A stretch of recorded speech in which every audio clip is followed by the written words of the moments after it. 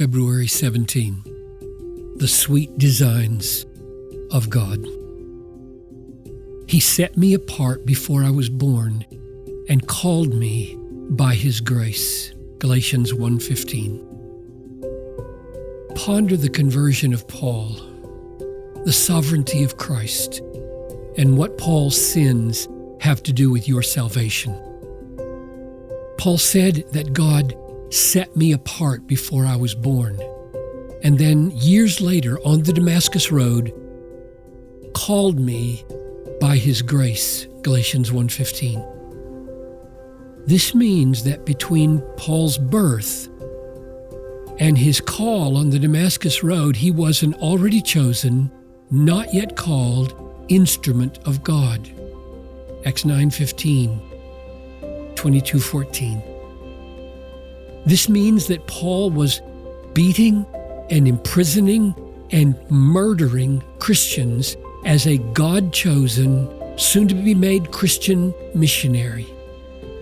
As I was on my way and drew near to Damascus, about noon, a great light from heaven suddenly shone around me, and I fell to the ground and heard a voice saying to me, "Saul, Saul, why are you persecuting me?" Acts 22:6-7. There was no denying or escaping it. God had chosen him for this before he was born, and now He would take him. The word of Christ was sovereign. There was no negotiating. Rise, go into Damascus. There you will be told all that is appointed for you to do. Acts 22:10. Damascus was not Paul's final free will yielding to Christ after decades of futile divine effort to save him. No. God had a time for choosing him before he was born and a time for calling him on the Damascus Road. God called, and the call produced the yielding.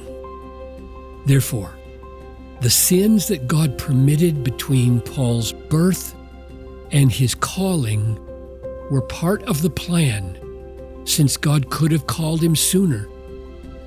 Do we have any idea what the plan for those sins might have been? Yes, we do. They were permitted for you and me, and for all who fear that they might have sinned themselves out of grace.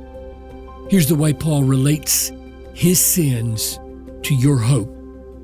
Formerly, I was a blasphemer, persecutor, and insolent opponent.